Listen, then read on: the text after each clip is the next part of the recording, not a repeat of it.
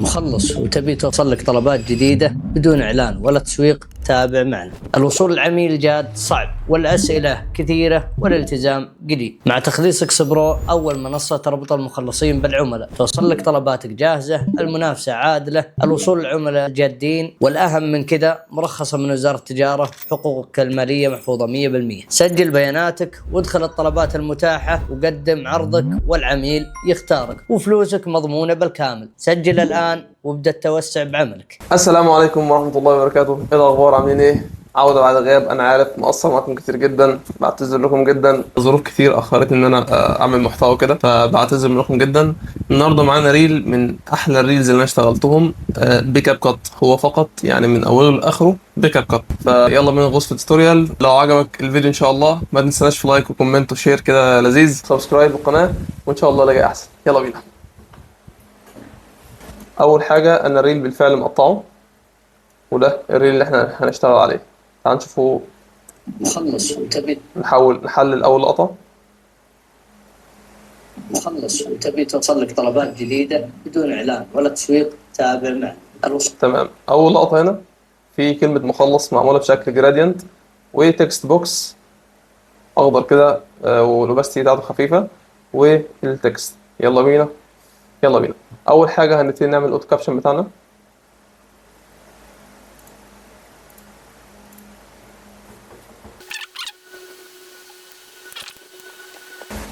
طيب شكل النت فيه مشكلة، تعال نكتب الكلام بشكل مانيوال عشان نختصر وقت. هنكتب كلمة مخلص،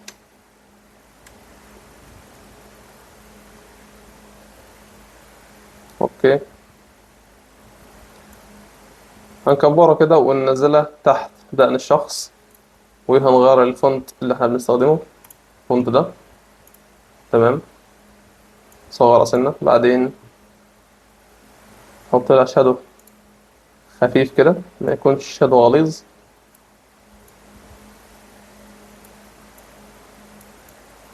اعتقد ده مناسب جدا وهيكون لذيذ. توصل لك طلبات جديدة بدون إعلان ولا تسويق؟ تابع معنا. الوصول اخر اول مشهد هنا نفصل دي خالص.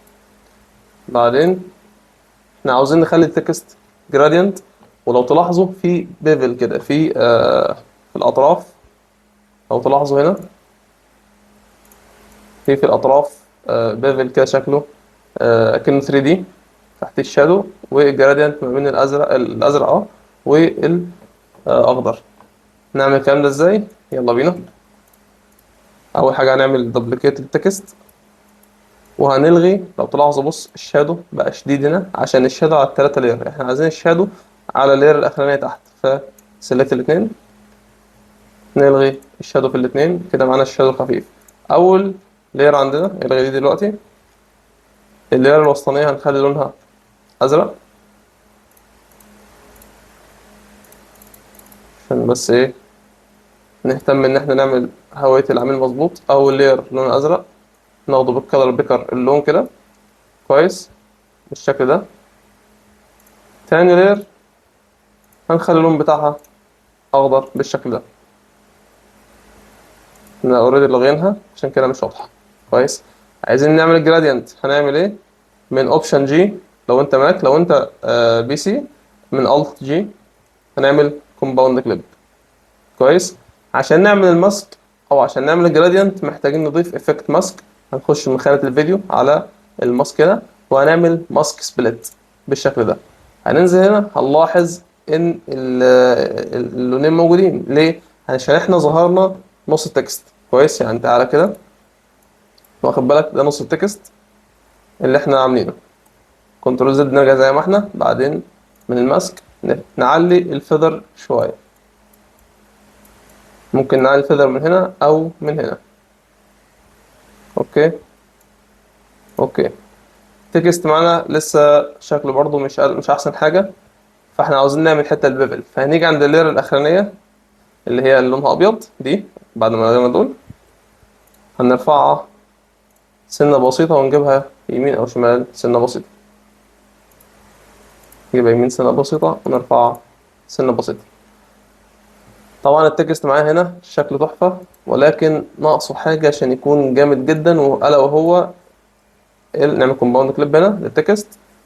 ناقصه حاجة اللي هي الديب جلو. طبعا الديب جلو او الجلو تو في كاب كات انا قلت لكم كتير جدا تجيبوا الطريقه ازاي، ولكن للاسف انا على الماك مش عارف انسب طريقه اجيب الديب جلو او الجلو تو يبقى ثابت معايا على طول. اللي انا بجيبه وبحمله بيروح مني تاني، مش عارف ايه المشكله.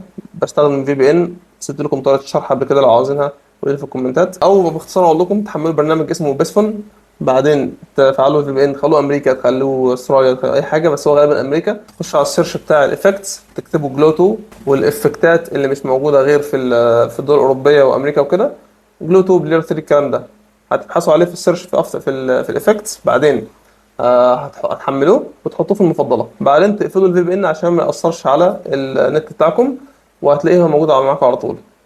العمليه دي هتعملوها كل مره؟ لا مش هنعملها كل مره، هنعملها بس لما الايفكت يروح مننا.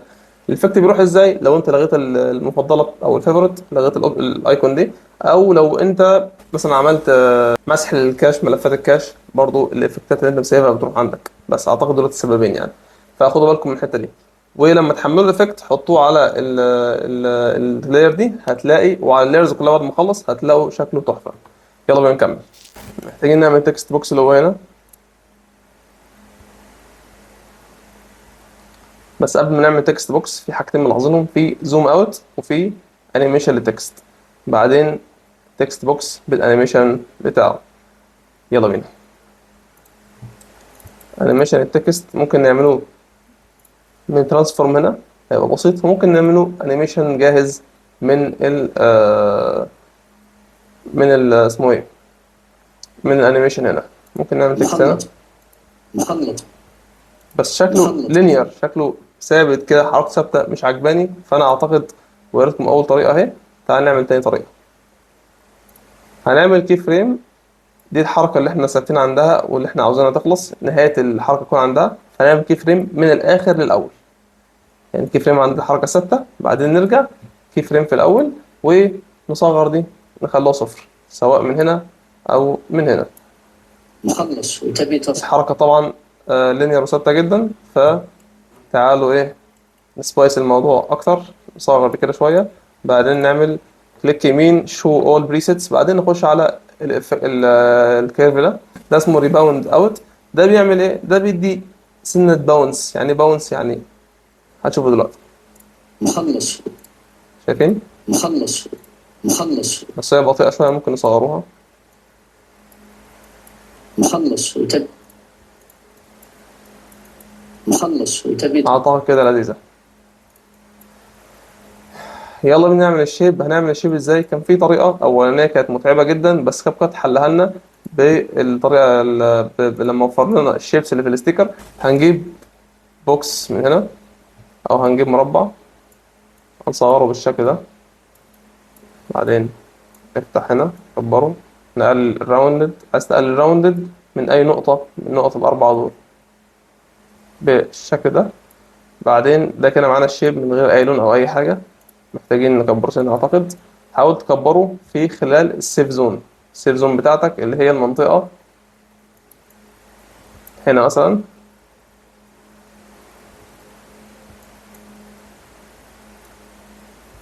كويس. برضه هنفتح خانة تيك توك كده، دي السيف زون بتاعتك. تمام. ما تشتغلش اي تكست او اي ايكون او اي انيميشن ايا كان بره المنطقه اللي في النص دي. ليه؟ لان تركيز المشاهد بيكون عن المنطقه دي، فانت لما تعمل حاجه خارج المنطقه دي انت كده اصلا تركيز المشاهد مش هيبقى معاه، لان هو بيبص على وش الشخص. زي التكست المفروض يكون تحت دقن الشخص، فانت لما تعمل تكست تحت خالص، فانا كمشاهد هبص على وش الشخص ولا هبص تحت خالص على التكست؟ فاهمين؟ فمحتاجين نخلو التكست تحت دقن الشخص. مش محتاجين ده دلوقتي، انتوا لما تشتغلوا ممكن تعملوه عشان ما تتوهوش. البوكس هنا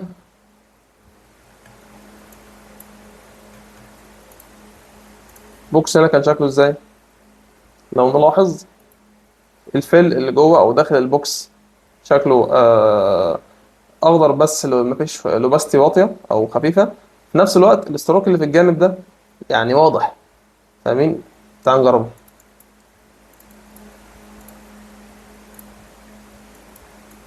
كبر دي شوية في إطار السيلفون طبعا. بعدين نخلي الفيل باللون الأخضر، ممكن نختار اللون ده عشان تبقى الدرجة مظبوطة معانا كويس. بعدين نعمل له ستروك. جميل. الستروك نخلوه بنفس اللون الأخضر ده، ولكن نخلوه بالشكل ده عشان يدي معانا بس شكل. فاضل لنا ايه؟ فاضل لنا نقلل الاوباستي بتاعة الستروك، بتاعة الفيل، سوري، بالشكل ده. في حاجة دلوقتي، ده الاوباستي بتاع البوكس ككل. في اعدادات، انا دلوقتي حاليا واقف على البوكس ده او الشيب ده، ففي اوباستي للشيب ككل، وفي اوباستي للفيل اللي هو الملء او الحاجة الداخلية، وفي اوباستي للستروك. فاحنا عاوزين نستروك مثلا كده والفيل مثلا على 60، بقى معانا التكست زي ما احنا محتاجين بالشكل ده. اوكي. ايه تاني؟ طبعا ممكن نتحكم في حجم الستروك من هنا، كبره او صغره. كويس. دلوقتي مخلص. محتاجين نعمل انيميشن للبوكس. هنعمل نفس الانيميشن بتاع التكست تقريبا.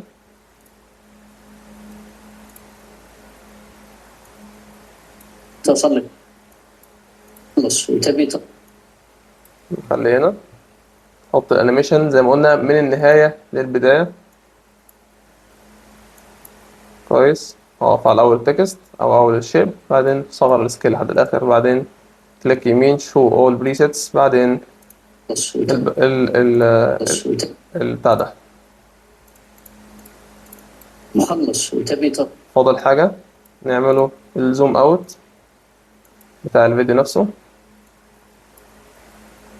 زي ما قلنا طريقة. بعدين شو اول بريسيتس ونخلي كيوبيك اوت. كيوبيك اوت ده كيرف بيخلي السرعة سريعة جدا في الاول، بطيئة جدا في الاخر زي ما نشوف. مخلط واخدين بالكم؟ مخلط. لو جبنا مثلا حاجة زي كيوبيك ان، ده يبقى العكس، سريع جدا، بطيء جدا في الاول، سريع في الاخر. وده ما بيبقاش ألذ حاجة النوعية من الفيديوهات دي، من نوعية الانيميشن دي. مخلط مش حلو جدا خالص. مخلط. اعتقد ده مناسب جدا. يلا نكتب تبي توصل لها طلبات جديدة. هناخد كوبي من التكست ده، نعمل بيست هنا. بسم الله. نكتب الكلام بالشكل ده، وعشان يبقى الكلام كله على لاين واحد من غير ما نتلخبط، هنخليه هنا، نجيب جايد لاين ونحطها هنا بالشكل ده. جميل جميل.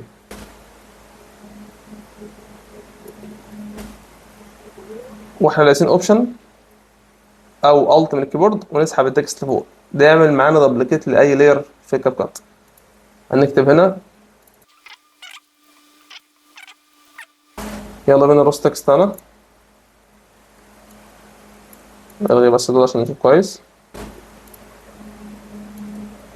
واحنا عشان نخلي الحركه معانا كده ما تروحش ولا فوق ولا تحت، نضغط على التكست كده نثبته، ونضغط على شيفت ونسحب، مش هيروح ولا يمين ولا شمال. نفس الكلام لو عملت التكست لفوق، لو حركت التكست لفوق بالشكل ده، اضغط على اللاير بالماوس او كليك شمال، بعدين شيفت، بعدين اسحب، مش هيجي معاك ولا يمين ولا شمال. توصل لك، افتح طلبات، كليك شمال، بعدين شيفت، بعدين اسحب.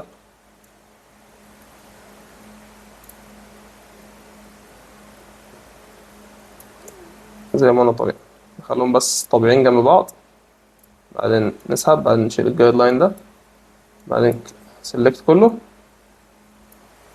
بعدين نظبطها بالشكل ده.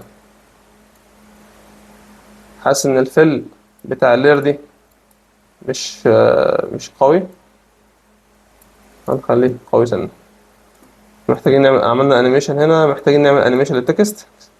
سيلكت كل التكست، نخش على انيميشن، نختار انيميشن نشوفه مناسب من الانيميشنز الجاهزة. ممكن ده كويس، أو ممكن نشوف حاجة تانية.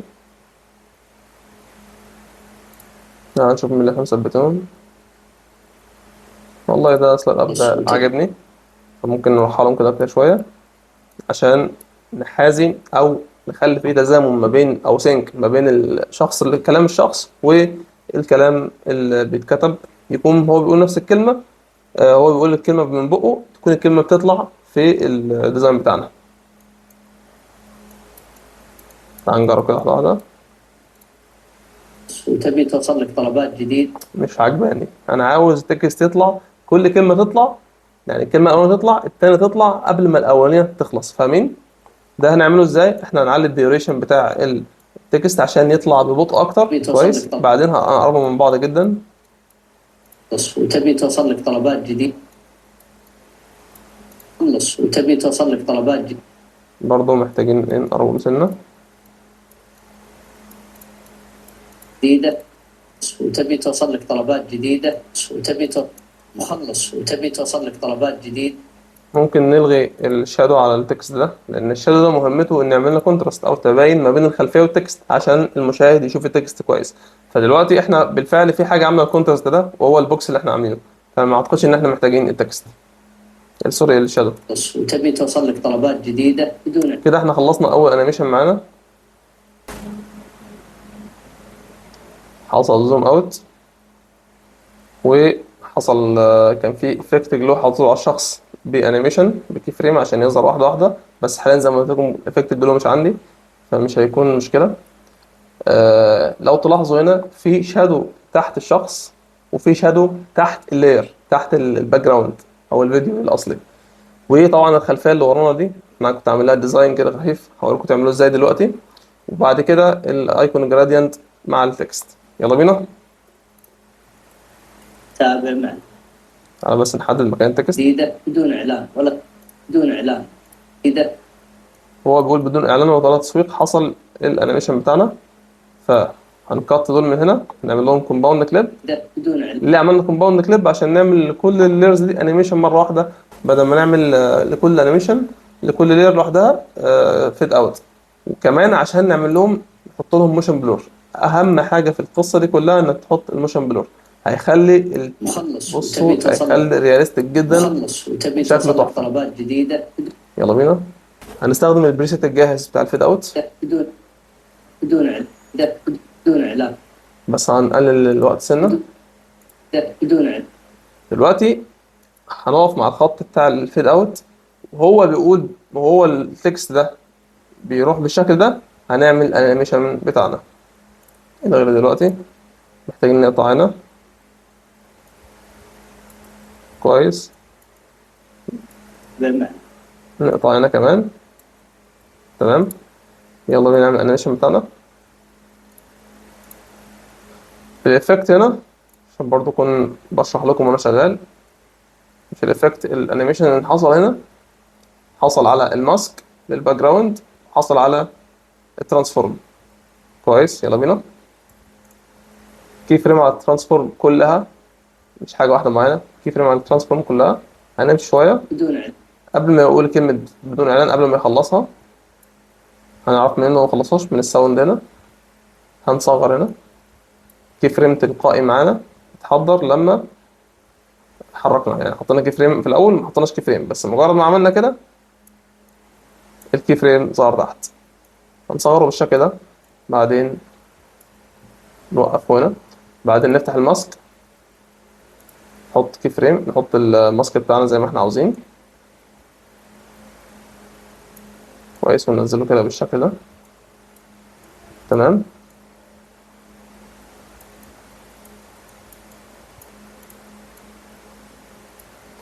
دلوقتي احنا محتاجين نعمل ايه؟ محتاجين نعمل انيميشن للماسك. فبص هنا، اول ما الكليب اتقطع هنا، اول ما دخلنا على كليب الماسك اتعمل كده. فاحنا محتاجين نعمل ايه عشان ما تلخبطوش؟ كده كده شويه.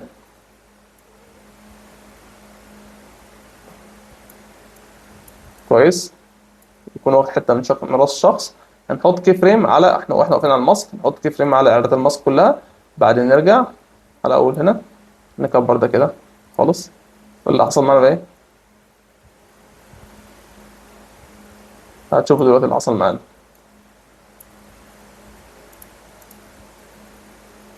حصل ان احنا عملنا الانيميشن الماسك، ولكن الباك جراوند مش موضحه. ده تعال نجرب.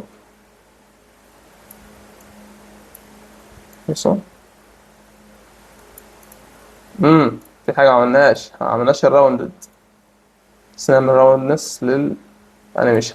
عملنا الراوندد واحنا واقفين على الكي فريم التاني، لان احنا لو عملناه واحنا عملنا اي حاجه واحنا عملنا في اعداد الماسك واحنا واقفين على بره الكي فريم التاني، بصوا عمل لنا كي فريم، فده هيبوظ لنا حركه بعد ما جه عمل تاني. لا احنا عاوزين كله في حركه واحده بس.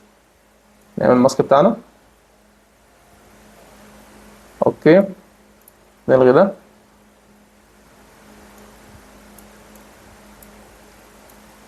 نظبط دي كده. بدون اعلان ولا بدون اعلان. طبعا حركه لينير جدا، محتاجين نحط جراف. هنحط الجراف ده بدون اعلان. لذيذ قوي، او ممكن نحط الجراف ده، بدون اعلان. اعتقد ده ألذ. ناقصنا هنا ايه؟ ناقصنا الباك جراوند. تعالى نعمله، اقول لكم عملتها ازاي. افصل دي. أم، هنفتح الستيكرز ونجيب شيب لاير وهنحطها هنا بالشكل ده وهنكبرها. دلوقتي انا ممكن اجيب الصورة اللي عندي الباك جراوند جاهزة نعمل الشغل بتاعنا، ولكن انا عايز اعرفك انت ازاي تعمل ازاي تعمل اي جرادينت لاي شيء. قبل ما التحديث بتاع الستيكر ده يظهر كان تعمل حاجات غريبة هقول لكم عليها دلوقتي، يعني كان الموضوع معقد أكتر من كده.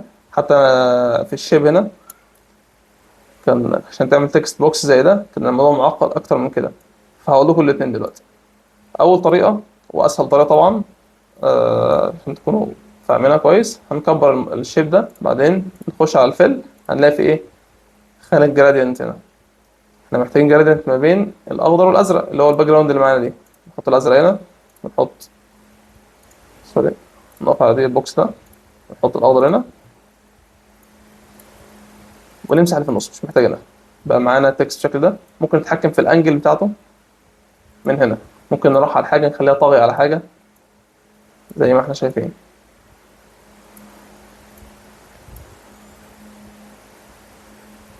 كويس كويس ممتاز. دلوقتي هنا في الباك جراوند لو تلاحظوا في خطين كده كنت عامل ديزاين وتحس في ديبث او في عمق بسبب الشادو اللي في الخطين دول، مع ان الخطين نفس اللون بتوع الخلفيه. وفي ورا هنا اللوجوز بتوع البراند ده. هنعمل ده الكلام ده ازاي؟ نعمل دوبليكيت ونعمل كومباوند كليب، نفتح ماسك فيلم ستريب ونعمله كده بالشكل ده. طبعا احنا ملاحظين ان مفيش اي حاجه حصلت، وده طبيعي جدا. ليه؟ لان هما نفس الشكل. فاللي هنعمله اللي احنا هنعمل دوبليكيت للكومباوند كليب دي كويس، وهنخلي لونها كله اسود من الكيرف هنا. خش على ادجاست بعدين كيرف بعدين تخليها لونها اسود. لو نلاحظ فيه اتحددت معانا، بس احنا عاوزين شكلها يكون بالشكل ده، حركة شمال سنة.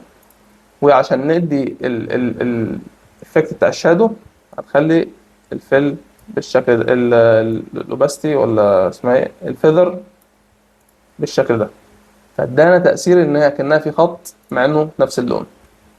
كويس كويس. بس نخش هنا ونيجي هنا سنة. المفروض نحرك من الماسك ما نحركش من الترانسفورم. حركنا واحنا واقفين على الماسك، عشان لو حركنا من ترانسفورم هيظهر الشكل معانا ده. بصوا كده بايخ قوي. فلا نرجع ونحرك من الماسك زي ما قلت لكم. لو حسينا الماسك او الشادو تقيل شويتين ممكن نخففه نعمل ان احنا نعمل كده. ممكن نخففه من الاوباستي بالشكل ده. بس انا بالنسبه لي كان الاول كان كده عظيم قوي. محتاجين نعمل نفس الفكره تاني بس بالعرض. هنعمل الكلام ده ازاي؟ هنجيب دي كده اللي هي اللير اللي فوق اللي هي دي، نمسكها ونعمل الماسك نشقلبه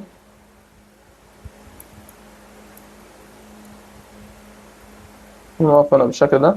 بعدين محتاجين نعمل افكت بتاع الشادو، هنعمل دوبليكيت ونقف على اللير تحت كده. احنا معانا دي العمود ده الاتنين دول، ودي الاتنين دول العمود ده، ومعانا الباك جراوند عشان محدش يتلخبط معايا. سوري. هنصوت ده زي ما قلنا. بعدين واحنا واقفين على الماسك نسحب دي كده سنة او نخليها جنب سنة ونعلي الفيذر شوية شويه مش كتير، بحيث بس يدينا كونتراست. حلو حلو، نخفف بس شويه كده، ادانا الشكل ده. نجيب اللوجو ونحطه تحت مش فوق اي حاجه، خليه مثلا من فوق دلوقتي، نعمله بس الماسك بتاعه. نفتح الماسك، اد ماسك، ريكتانجل ماسك، نعلي راوند شويه كده، معانا اللوجو جاهز. ننزل تحت خالص فوق الباك جراوند وتحت اللايرز دي، نقف كده نعمل الديزاين اللذيذ ده، شكلها كبير شويتين. ماشي خلاص، بقول لكم لما يجي الوقت المناسب. نعمل دبليكيت، خلينا بالشكل ده.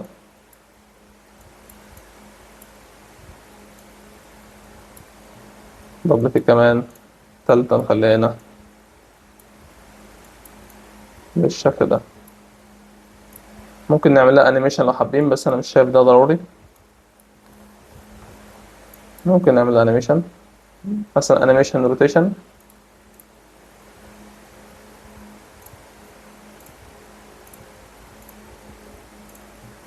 نيجي عند الاول، ممكن نخليه للاخر، النقطة دي مثلا.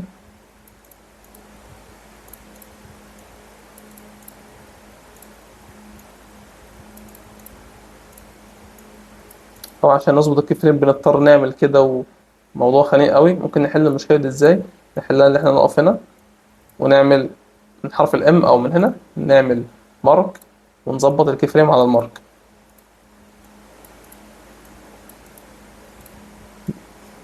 لان كان في حد سألني احنا بنستخدم المارك في ايه، فلا اهو احنا بنستخدم المارك في حاجات كتير جدا عشان نعلم احنا واقفين فين. خلاص كده مش محتاجينها، ديليت مارك. نقف الاول. دلوقتي احنا واقفين على البيزك واقفين على اللاير في نفس الوقت، هو فاتح لي اعدادات الماسك، فانا عايز احرك، بيحرك الماسك مش بيحرك اللاير. هنعمل ايه في المشكله دي؟ نقف على الماسك وبعدين نقف على البيزك تاني، حلها لنا خلاص. كويس، حركه كده سنه ونعمل كيبك اوت. نيجي هنا ثانيه واحده، ممكن من الروتيشن هنا نحركها سنه، كيبك اوت. تفصيله محدش هيلاحظها، ولكن ده اللي بيفرق حد عن حد. اللي بيفرق الشخص اللي بيهتم بالتفاصيل عن اللي بيفرق الشخص اللي هو عاوز ينجز شغله خلاص. تمام، تمام جدا. هنعمل دي كلها خلاص. احنا خلصنا الباك جراوند بتاعتنا وخلصنا الانيميشن بتاعنا وخلصنا كل حاجه. محتاجين نظبط بس الباك جراوند اكتر من كده. لا. نحط افكت بلور تحت الشخص، لا تحت، عشان يخلي الخلفيه معانا فيها بلور كده.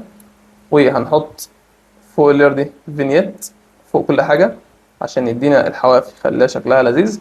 وكمان هنجيب adjustment layer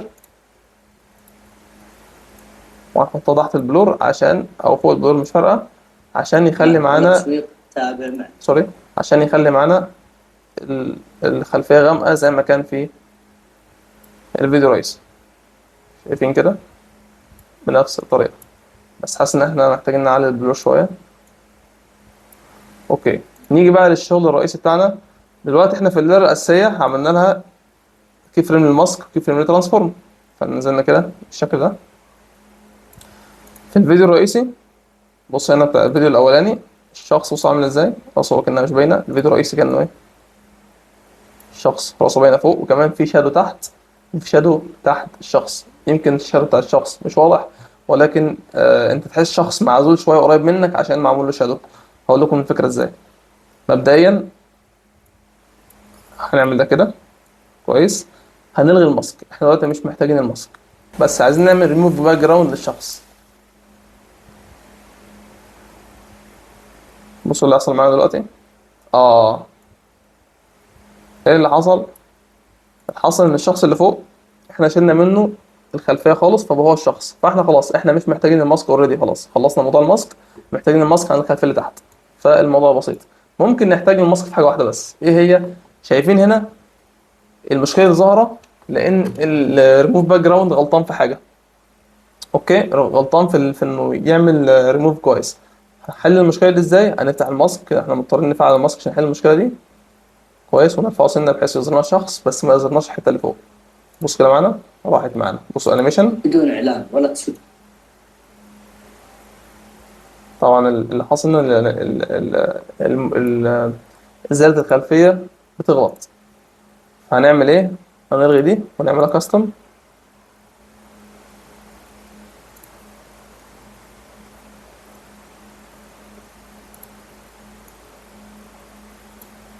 نحدد الشخص، نعمل ابلاي. خلاص هو تعزل معانا اوريدي بالفعل، تعزل معانا وعمل صح اهو، بس الماسك زي ما قلت لك بس. كده الانيميشن الماسك ما اتلغاش، بس احنا كبرنا سنه. جديدة بدون اعلان ولا تسويق. جديدة بدون اعلان ولا بدون اعلان ولا لك طلبات جديدة بدون اعلان ولا هنعمل الجراف ثاني. بدون اعلان. جديدة بدون اعلان ولا تسويق. حاسس في اختلاف في الحركه عشان الجراف مش مظبوط، الجراف خلف وغير.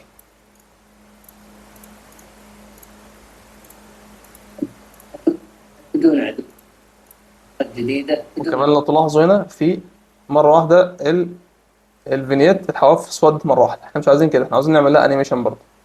نحط كي فريم هنا ونمشي على الكي فريم ده، نحط كي فريم تاني، نرجع للاولاني ونخلي الاولاني، احنا واقفين على الاولاني اهو، نخليه زيرو، بعدين نعمل نفس الجراف. بدون اعلان. بصوا بدون اعلان ولا ظهر الحواف، ظهرت بشكل تدريجي. كده خلصنا الانيميشن بتاعنا، بس في حاجه تانية لسه ما عملناهاش. الحاجه اللي احنا ما عملناهاش ان احنا اللهم ذكرني، ان احنا عايزين نعمل شادو للخلفيه وشادو للشخص. هنعمله ازاي؟ هنعمل اول حاجه دي اللاير بتاعت الشخص اللي معمول لها ريموف باك جراوند، نعملها دبليكيت، وعلى اللاير اللي تحت واحنا واقفين على الماسك، واحنا واقفين على الكي فريم الاخير، هنجيب الماسك بتاعنا كده سنه، سوري، واحنا واقفين على الترانسفورم هنجيب الشخص بتاعنا كده سنه. لو تلاحظوا هو ظهر معانا كده هنا كويس واخدين بالكم. هنسمروه شويه او خالص هنسودوه، فهنا اللون الاحمر ظهر معانا، هننزل اللون الاحمر، وظهر معانا اللون الازرق والاخضر في نفس الوقت، هننزلهم الاثنين كده. بقى معانا الشادو بس شكله شارب وحاد جدا بشكل مستفز، فاحنا محتاجين نخلي ايه، نحط عليه افكت بلور. شايفين معانا عامل ازاي؟ بقى لذ كتير ولكن تحسه سترونج شديد شويه. هنعمل ايه في المشكله دي؟ هنفتح الاوباستي. واخدين بالكم شخص بقى معزول عن الخلفيه وشكله رياليستيك وواقعي جدا، مش تحسه حاجه 2 دي كده لازقه على الفاضي.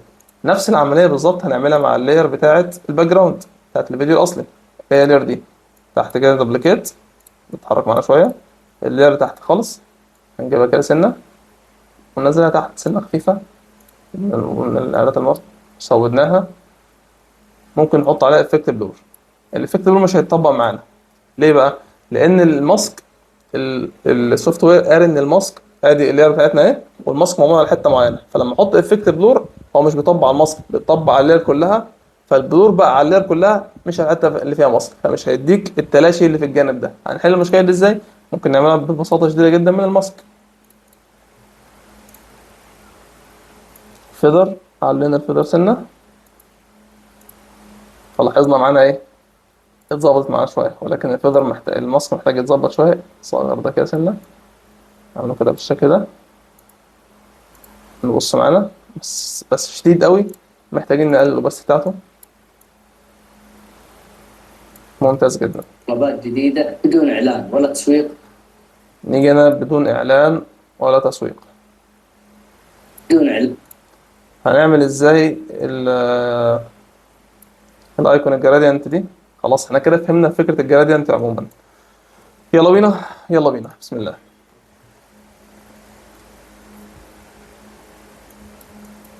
عشان نحمل الايكونز دي، هي عندي لونها اسود فهتزودني جدا في تغيير اللون، فعشان نحمل الايكونز دي هنخش على فلات ايكون، موقع فلات ايكون، هنكتب مثلا ادز. دي حاجة مثلا الاعلانات، ممكن نختار دي، بس هنغير لونها. فلات ايكون نخليه بس من الاخضر. كده كده كده كده مغير اللون، فمش محتاجين نحدد مكان التنزيل. فايف بيزنس اوكي. مثلا عايزين برضو ايكون الماركتينج،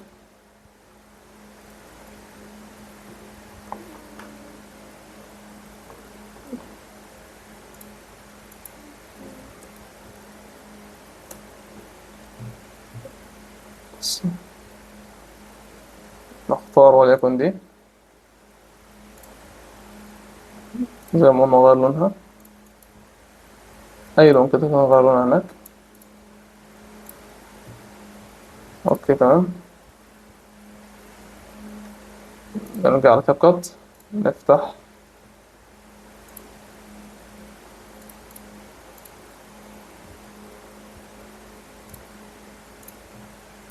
تمام. هنجيب دي اول حاجة، هي دلوقتي اصلا باللون الاخضر. اوكي نصغر سنة بس، نعملها دبليكيت.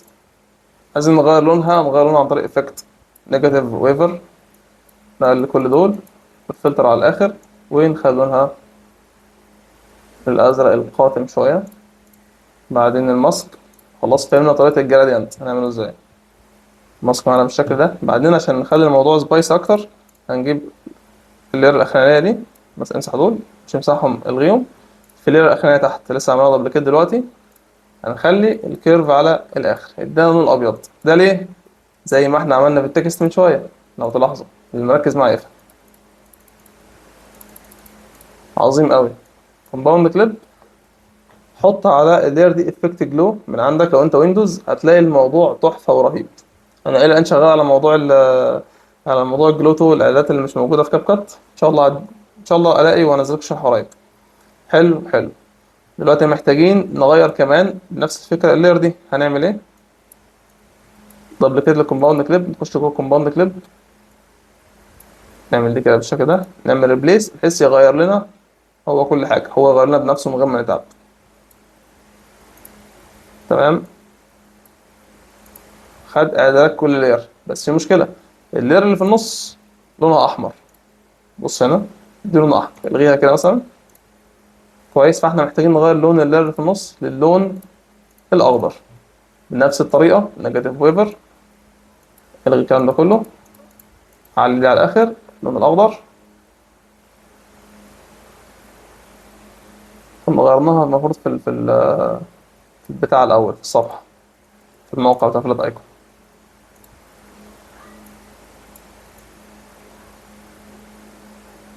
اوكي تمام. امم في حاجه يا شباب، في حاجه ما عملناش. هو دلوقتي اللون الاحمر ده غامق شويه، فالافكت ده مش بيقدر يغير اللون الغامق قوي. فالمفروض نعمل ايه؟ المفروض نفتح كل الالوان من الكيرفز. لو تلاحظوا اللي حصل، واخدين بالكم؟ تعالى بقى نظبط الواننا من اول وجديد. هنا كنا عاوزينه ازرق زي ما قلنا، ازرق بالشكل ده. وهنا تحت عاوزينه اخضر. نفتح الصيغه الكلام ده. وتحت الابيض زي ما هو، مش عاوزين في حاجه. الافكت المعون ماسك فين؟ اهو، نزل كده. فين حاصل التدرج. لو ما فهمتش ارجع للطريقه الاولانيه هتفهم قصدي، ولو ما فهمتش في دي بص لها مره واتنين تلاته ان شاء الله تستوعب باذن الله. احنا كده مش محتاجين منهم حاجه، هم دلوقتي كومباوند كليب ومحملين معانا على الفاضي في المشهد. هنعملهم فريز. تمام. الاثنين. ممكن نمسح الكومباوند كليب كله، ممكن لا، ممكن نعمل حاجه معينه بحيث لو العميل مثلا ده احنا شغالين معاه دايما وعنده الوان، وانا كل شويه بعمل جرادينت كتير، فانا ليه هتعب نفسي كل مره؟ اعمل سيف بريسيت، بعدين امسحها، واخش لما عاوز اجيبها اخش من البريسيتس بتاعتي واجيبها كده. نزلت معايا كومباوند كليب تاني. عاوز احط اي ايكون جديده، مثلا الايكون ده، هنبدل كده ريبليس، نسحب دراج اند دروب، دي كمان ماجيك ولا مش ماجيك؟ ادعولي. يلا بينا نظبطهم مكانهم.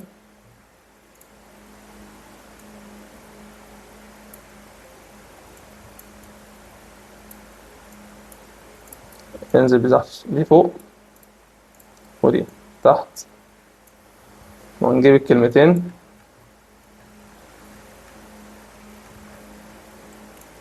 ناخد دي كوبي او اي حاجة منهم كوبي، نحطها هنا. هنا عمل انيميشن، مغير اللغة.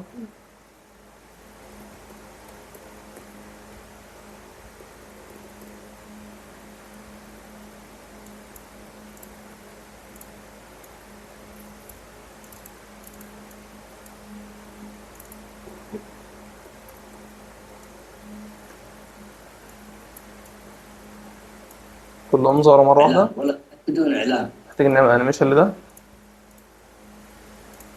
اي انيميشن هيكون كافي، مثلا إعلان زوم ان ولا ده إعلان ولا اعتقد. إعلان ولا لا تسويق. احنا محتاجين بقى ايه، نخلي اعلان مع الاعلان والتسويق مع التسويق، ونرحل دول شوية. فاهم معنى ازاي؟ بدون إعلان ولا تسويق. جميل اوي، عظيم جدا. الانيميشن بتاعنا بيخلص فين؟ الوصول اه الغي دول. ممتاز. بعدين محتاجين ايه تاني؟ الجديدة بدون إعلان. كلمة تابع معنا، هنعمل دي كده دوبليكيت من اوبشن واسحب او الت واسحب، الغي الانيميشن بتاعنا مش عاوزينه. نكبرها وعايزين نخليها في النص، ممكن نخليها بشكل يدوي. ممكن نخش على التكست من هنا، نخليها في النص هنا بالشكل ده، نكتب تابع معنا. اوكي نكبرها. طبعا تابع معنا كانت عاملة ازاي هنا، واخدين بالكم؟ معمول لها نفس فكرة التكست بتاعنا. تتابع معنا. تسويق. نعمل الانيميشن بتاعنا في فريم في الاخر في المنطقة اللي احنا عاوزين نقوم فيها بعد ما مدة الانيميشن بتاعنا تخلص. في فريم هنا طلعها بره. ولا تسويق. تابع. نحط الجراب بتاعنا. تسويق. تابع. إعلان ولا تسويق. تابع. ممكن نعكس. تسويق. تابع. جميل أوي. تعال نظبط بقى شكل الديزاين بتاع التكست بتاعنا. نعمل هنا كومباوند كليب، بس بعد ما نغير لونها للون الأخضر، بس عايزين لون أخضر قاتم شوية. حلو. وتحت في لير تانية، واحنا واقفين على تحت اللير البيضة زي ما انتم شايفين، واحنا واقفين على دي، على الكي فريم ده، هنطلع يمين وفوق سنة. حلو. حلو. المفروض ان احنا نعمل كومباوند كليب ونحط افكت جلو، بس للاسف زي ما قلنا ما عندناش النقطة دي. والتكست بيدخل المفروض كمان يدخل معاه افكت بلور. تعال نعمل ده كومباوند كليب، نعمل ده كوبي، نحطه تحت تابع معانا. نظبطه نقف عند الكي فريم تاني، الكي فريم ده، نحط كي فريم هنا، نرجع في الأول، نحط نفس الجراف. تسويق. تابع. يلا نبص على المشهد كله. مخلص وتبي توصل لك طلبات جديدة بدون إعلان ولا تسويق. تابع معنا. الوصول العميل. أتمنى تكونوا استفدتوا من أول حتة دي، ويلا بينا ننقل على الإفكت التاني. بس العصر أذن ومضطر إن أنا أوقف الفيديو دلوقتي، فأصلي العصر وأجيلكم.